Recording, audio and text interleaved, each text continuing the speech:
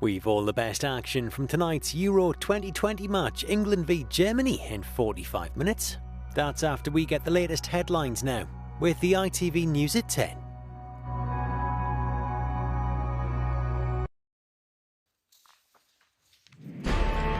Can you believe it?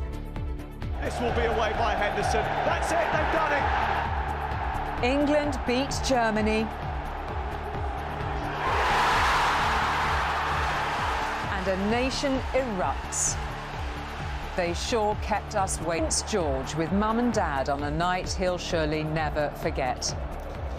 It is quite simply footballing history giving us a headline we thought we might never write. In these toughest of times, England have brought the sweetest of moments. Steve will be here with all the reaction, all the joy and... Next stop, the Eternal City, but will it be Sweden or Ukraine in Rome? And can England dare to dream? In other news tonight, pressure on the government to speed up a change in school self-isolation rules as 1 in 20 children are sent home. To be back in that situation again and being told to carry on regardless is a complete farce. Why should he have to deal with this? Outrage over footage of Professor Chris Whitty being accosted in the street and... all smiles on a royal charm offensive. What happened when the Queen met Nicola Sturgeon?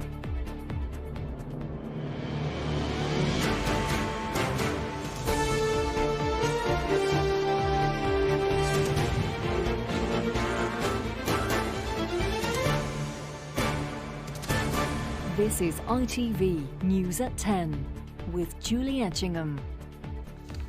Good evening. Whisper it softly. England football fans are tonight still dreaming that football really could be coming home. They are now the bookies' favourites, a quarter of a century after Gareth Southgate missed that penalty against Germany in Euro 96. His team of young guns are through to the quarter-finals after beating them this time 2-0. This evening, they were the history makers. Germany not first of the tournament. They opened up Germany's defence after a route to the final opened up last night. But first things first, after this evening's home win at Wembley, they need a Rome win against Sweden or Ukraine on Saturday. And what a memorable evening it was for England and Prince George. England's Euro 2020 campaign has just had new life breathed into it. A special moment. Not just the end of the match, but an end to years of knockout misery at the hands of Germany. Redemption for Gareth Southgate, who can now bury the ghost of his Euros 96 nightmare. And just reward for his players, who adapted to his new plan and carved out their own history. They will find it difficult to feel more loved, especially Raheem Sterling, England's player of the tournament so far, and a goal scorer yet again tonight. For those lucky enough to be here, the emotions leapt from deep hope at the start to nervousness while it remained a stalemate to delirium, all inside a couple of hours. Best game I've probably watched for years. I think with the look of the draw we can go all the way now. Yeah? With ease, yeah, all the way. We've done a job and we're now in the next round and we beat the Germans, which is the best thing. The occasion deserved the increased crowd size of 45,000. Among them, fathers and sons creating their own special memories. It was cagey to start, but it was England who conjured up the first real threat. Top scorer Sterling giving Neuer a workout in the German goal. The momentum changed once more and two Chelsea teammates almost edged Germany in front. Havertz to Werner, but Pickford good enough to maintain England's clean sheet record. If there was to be a Wembley after-party, the live music and the A-listers were already booked. Germany started the second half as they had the first. Havertz, technique exemplary. Pickford again, a titanium shield in the England goal. Then the breakthrough. Substitute Grealish involved, Shaw spotting Sterling, and the boy from Brent adding another to his tournament tally. Then the turning point. Germany broke with pace, England flat-footed, and everyone expected Müller to level things. Close though, just isn't good enough. As England looked to protect their slender advantage, the tension inside Wembley was unbearable. Captain Kane changed that, finally ending his drought. It was in our favour today, but look, we've got 3 more games if we want to win this trophy. And Saturday's going to be no easy game, so we've got to try and switch as quick as we can to that one. We don't want to waste the opportunity, but that's all it is. It's an opportunity. We've not done it before. We've only been to one semi-final of the Euros before, so the players have got another chance to create some history.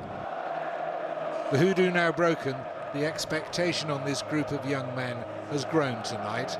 The widely held view, if you can beat Germany in a major tournament, well, anything is possible. Steve Scott, News at 10, Wembley. Amazing, isn't it? The England players were clearly lifted by the atmosphere at Wembley in front of the largest gathering of sports fans for 16 months. But away from Wembley, millions more were watching in beer gardens, pubs and homes across England. Some, it has to be said, in disbelief. 5 o'clock on a hazy English summer's afternoon. And in a pandemic, a nervous nation has to find new ways of coming together. So the picnic tables are laid out neatly in front of the screen at Trafalgar Square. The tension spreads up to Manchester, where fences mark out social distances and England miss an early chance. Another one goes begging, and they can't believe it at a football club in Cambridgeshire, where the crowd is on the pitch. But it's not all over, it's just half-time. Over at the fan park in Berlin, the crowd is so quiet, you can hear the commentator as the game stays level deep into the second half. In Croydon, though, a rapper is ready to make some noise. Stormzy's favourite, Jack Grealish, has come onto the pitch. And in a pub in Jack's birthplace, Birmingham, they watch their boy pass it out to Luke Shaw, who crosses, and Raheem does the rest.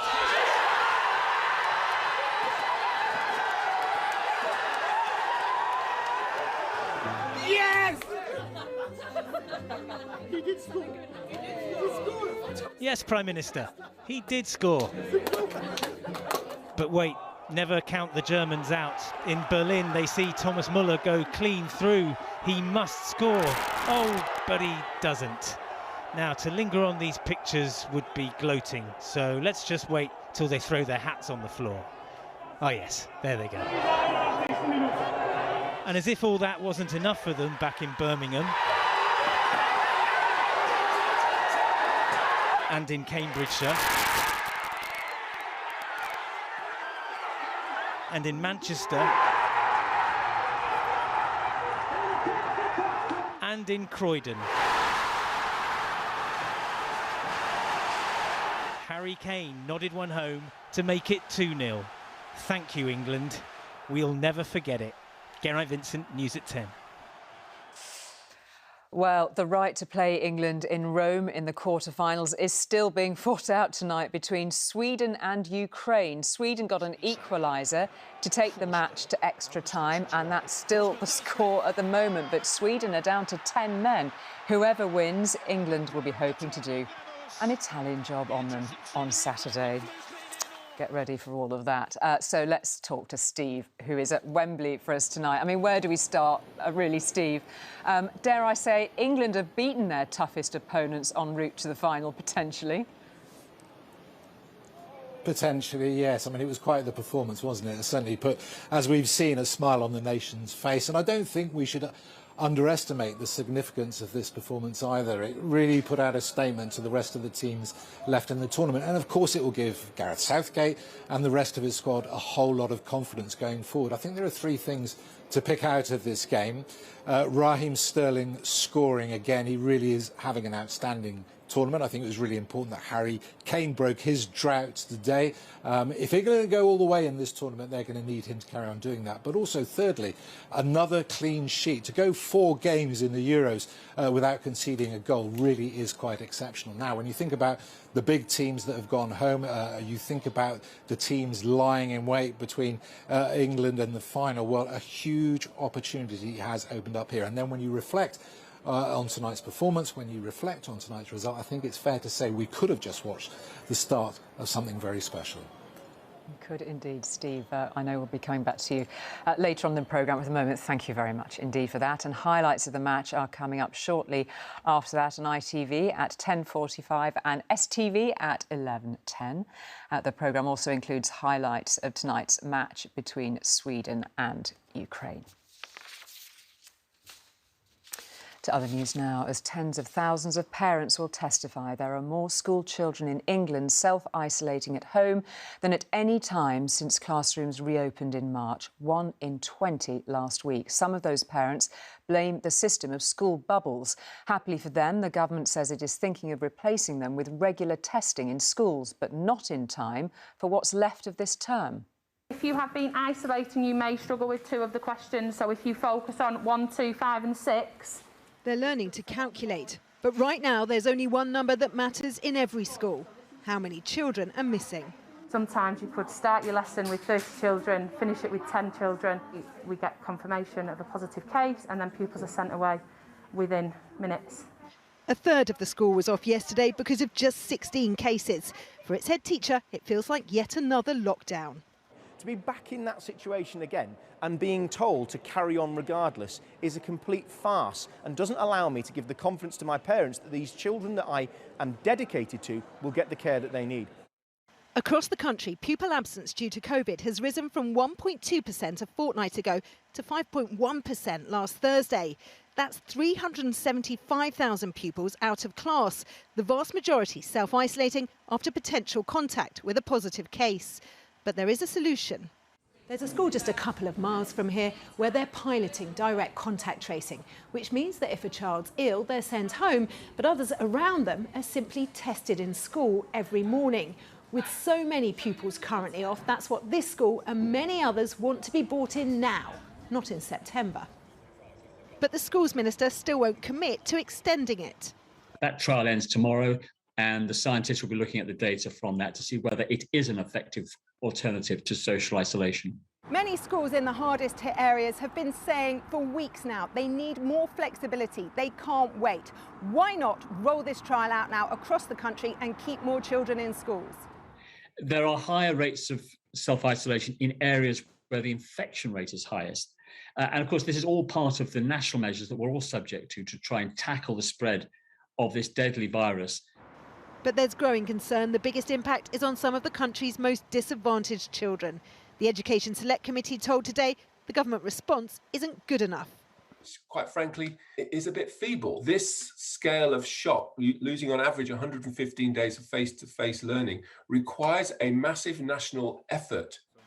Because it's not just children, but parents forced to take time off to homeschool who are suffering. This morning, as my mum was actually dropping me off in the car park, she got a ring from my baby brother's school, and he's had a positive case in his class, so now he's home isolating. So now she's got a little 1-year-old and my 9-year-old brother at home. There is a delicate equation between protecting public health and maintaining education. But for too many children, the government's calculations don't seem to add up. Rachel Younger, News at 10, Oldham. Now, the row with the EU summed up not very accurately as the sausage wars is heading for a temporary truce tomorrow. The exemption that allows chilled meat products to travel to Northern Ireland from Great Britain without being checked is due to be extended again. And Robert is here with the details. And Robert, you know, with the tensions that we've seen rising in Northern Ireland, something had to give here, presumably. What can you tell us? Well, I mean, just to remind people, the most controversial aspect of leaving the EU was the so-called Northern Ireland Protocol, which puts a barrier down the Irish Sea, essentially making it quite difficult for goods and other products to be shipped from Great Britain to Northern Ireland. Now, the sort of sparking point recently has been the fact that actually in just a day or so's time, all sausages and cooked meats were to be banned from being traded from Great Britain to Northern Ireland. We've got the marching season coming up. The unionists were very, very unhappy about what they see as this border in the Irish Sea. There has therefore been a temporary truce, an extension of 3 months, allowing sausages to continue to flow. But look, to be absolutely clear, this is only one aspect of these tensions. There's already been some unilateral action by the United Kingdom against the EU, which the EU are now taking legal action against us for. We are not yet in a position where we've got a sort of settlement. The EU is giving a tiny bit of ground. There's been concern, for example, about medicines not being able to go, generic ones, to Northern Ireland. They're actually changing the law in the EU to allow that to happen. There'll be problems with people taking guide dogs. They're going to be eliminated. But there's plenty more stuff that needs to be sorted if that border is not going to threaten the peace process, and if indeed we're going to get back onto what you might hope to be sort of constructive terms with the European Union. OK, Robert, thank you very much indeed for that. Still to come this evening, the Prime Minister condemns video of Chris Whitty being harassed in the street.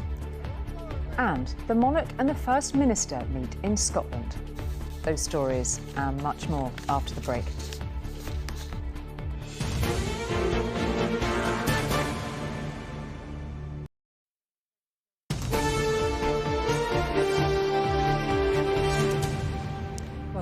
Leading the medical response to the virus in England has turned Professor Chris Whitty, a hard-working public servant, into a public figure.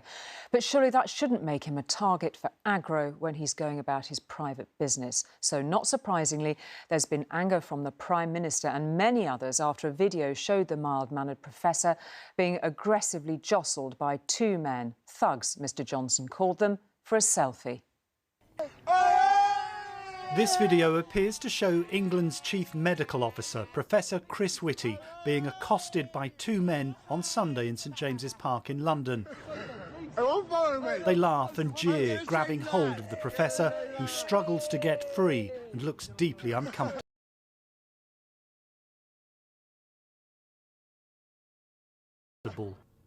The professor has played a key role in the UK's response to COVID, regularly appearing at TV briefings over the past 16 months. The Prime Minister said, "I'm shocked at seeing the despicable harassment of Chief Medical Officer Chris Whitty. I condemn the behaviour of these thugs. Our hard-working public servants should not have to face this kind of intimidation on our streets, and we will not tolerate it." This isn't the first time Professor Whitty has suffered public harassment. On Saturday, anti-lockdown protesters shouting "traitor" and "shame on you" gathered outside his flat. Shame on you! Shame. A big man. And in February, a young man accosted him near Westminster. You're a liar. He later gave this response. The odd young lad showing off occasionally happens. I didn't think anything of it, frankly. I was very surprised it was picked up by the media at all as anything of any importance. I'm sure he'll become a model citizen in due course. The Metropolitan Police say the 2 men were robustly warned about their behaviour and ordered to leave the area. They say the incident has been recorded as a common assault and continues to be investigated by the Met's Public Order Crime Team. Neil Connery, News at 10. Our investigation revealing that Amazon regularly destroys thousands of unsold items in perfect working order has prompted strong criticism of the company from the former Governor of the Bank of England, Mark Carney. He told us such behaviour has to be stopped. We need to use our resources far more efficiently, Mr Carney said. And no wonder. His new job is the United Nations Climate Action and Finance Envoy. So he's telling all the world's biggest banks to step up and commit to net zero carbon emissions. Reuse, recycle, reduce waste. These are the basic principles of tackling climate change. Last week we reported that Amazon is destroying millions of items of unsold stock every year. These pictures were taken at a warehouse near Glasgow, which is hosting COP26 in November. Mark Carney is the government's finance advisor for COP26. This is what he had to say about Amazon's conduct. These are the types of actions that have to be stopped. They have to be eliminated, and there has to be a life cycle approach. I mean, that's an extreme example, as reported. We see other extreme examples in the fashion industry. where literally perfectly good goods are destroyed. I mean, we can't afford to waste. Amazon was destroying laptops, TVs, drones, books. In some cases, the goods were still in their packaging. What signal does that behaviour send out? Well, I mean, it speaks for itself, right? Amazon insists no unsold goods are sent to landfill and that many are donated to charity. Mark Carney says he thinks Amazon is moving faster than any other tech company towards net zero. But he says other companies need to do more. The Net Zero Banking Alliance was formed in April. There are 43 founding members, among them Barclays, HSBC, NatWest and Lloyds, who've pledged that their businesses and their investments will hit net zero by 2050, and they'll publish plans detailing how they'll do it between 2022 and 2030. But a host of large American, Canadian, Japanese and Chinese banks have yet to sign up. What's your message to the boards and the senior management of these companies? To JP Morgan, to Wells Fargo, to Goldman Sachs? What's your message? Well, it's very clear. I mean, there is a gold standard for net zero commitments. They all operate, virtually all of their business is in countries that are committed to net zero. They should be committed to net zero and they should be part of the gold standard. If they haven't signed up by Glasgow, what does that tell us about those banks? Well, they're not fully committed to where their countries are committed. That's what it tells us. None of the banks were available for comment. L'accord de Paris pour le climat est accepté. An agreement to try to limit the rise in global temperatures to less than 2 degrees Celsius was reached in Paris 5 years ago. Since then, the evidence suggests that banks have increased their funding for coal, oil and gas extraction. If we are to avert catastrophic levels of global warming, we need finance to deliver the change that's necessary. Joel Hills, News at 10. The police constable who tasered and kicked to death the former Aston Villa player Dalian Atkinson has been sent to jail for 8 years. Yesterday, ahead of his sentencing, it became clear that PC Benjamin Monk should have been dismissed from the police years ago for gross misconduct, but he kept his job. Now, for the first time in South Africa's history, a former president has been sentenced to jail. Jacob Zuma, who was forced out of office 3 years ago, will serve 15 months for refusing to take part in an inquiry into claims of corruption. But they've got to find him first. He wasn't in court today and now has 5 days to give himself up. So help me God. 12 years ago, Jacob Zuma was inaugurated as South Africa's leader.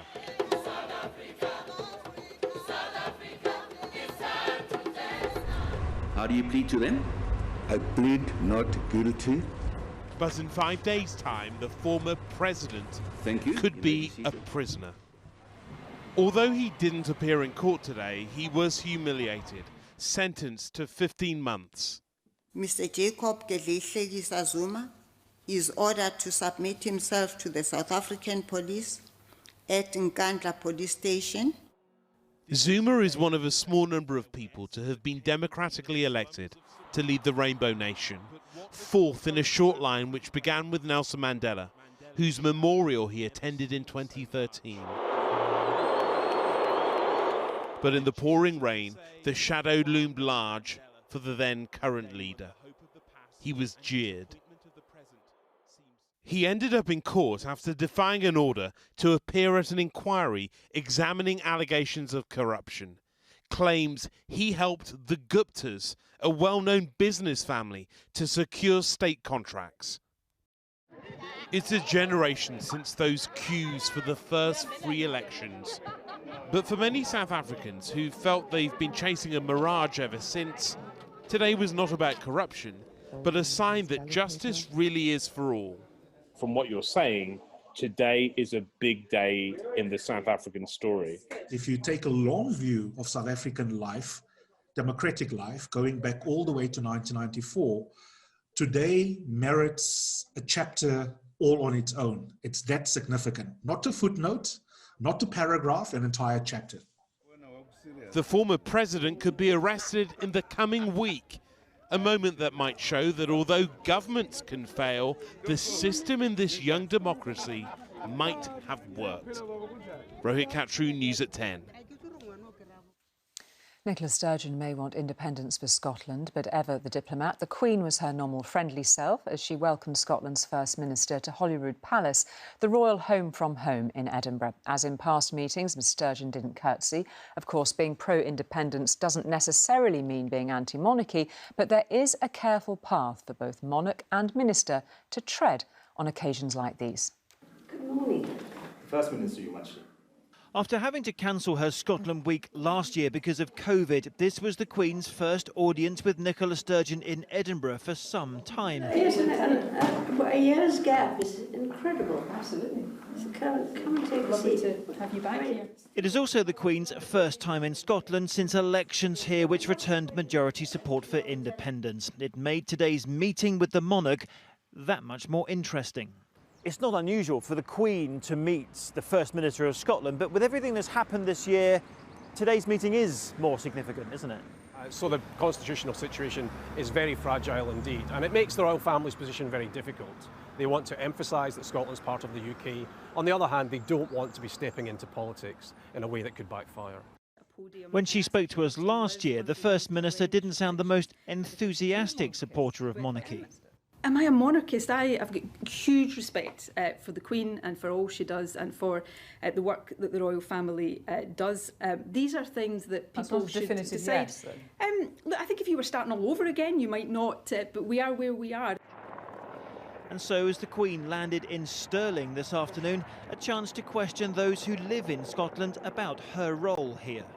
For independence or against independence? For it. If Scotland's going to be independent, you think the Queen should or shouldn't be head of state? She shouldn't be head of state anyway. This is the whole of the UK. She spends a lot of time up here. She makes it no secret that she loves coming to Scotland as well, so I still think it's as valid as it ever was. The Queen has Scottish roots, of course, and SNP policy is to keep her as head of state, much like Canada or New Zealand. But more than half of independence supporters say they'd rather be a republic if Scotland left the UK. The royal standard was lowered after the Queen left Stirling Castle. Monarchy remains a sensitive issue in the independence debate. Chris Ship, News at 10, Stirling. After Sir Andy Murray's success last night at Wimbledon, he's been joined by the current British men's #1, Dan Evans, in the second round. He had a 3-set win against Feliciano Lopez. The Spaniard, incidentally, was playing in his 78th Grand Slam tournament. Another Grand Slam veteran, Serena Williams, had to pull out of her first-round match against Alexandra Sasnovich with an ankle injury. It means her hopes of an 8th Wimbledon title are over for another year. Not a sad sight, but from the tennis back to the football, and today's one of those days when sports news moves from the back to the front pages.